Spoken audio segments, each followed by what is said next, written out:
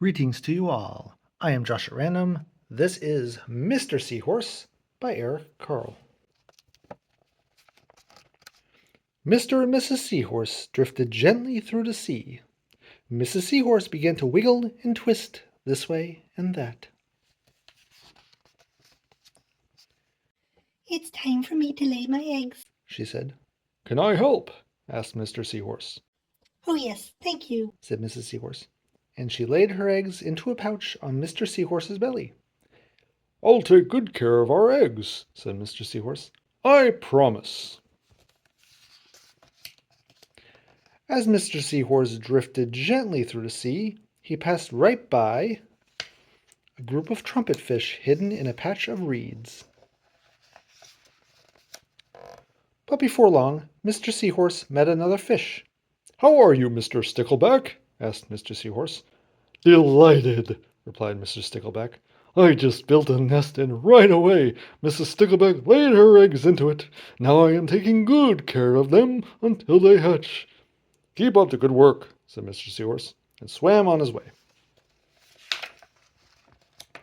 As Mr. Seahorse drifted gently through the sea, he passed right by a lionfish hidden behind a coral reef. But before long, Mr. Seahorse met another fish.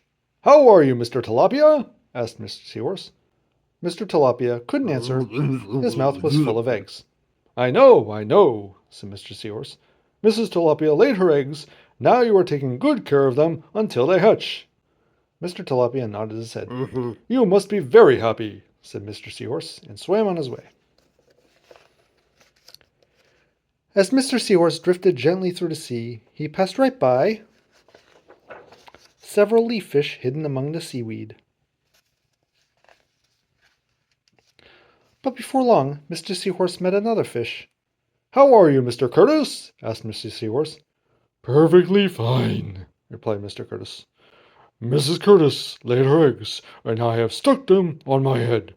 Now I am taking good care of them until they hatch." "You are doing a good job," said Mr. Seahorse, and swam on his way.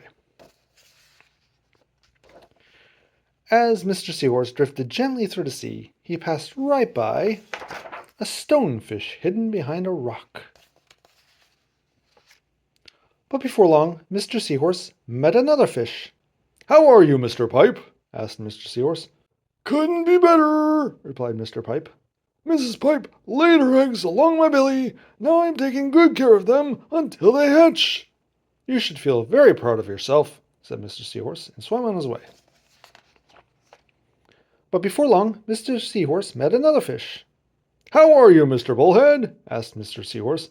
"Tip-tap," replied Mr. Bullhead. "Mrs. Bullhead laid her eggs, and the eggs hatched. Now I'm babysitting." "You're doing a fine job," said Mr. Seahorse, and swam on his way. The time had come for the seahorse babies to be born.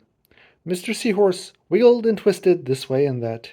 At last, the babies tumbled from Mr. Seahorse's pouch and swam away. One baby turned around and tried to come back into the pouch. "Oh no," said Mr. Seahorse. "I do love you, but now you're ready to be on your own." The end.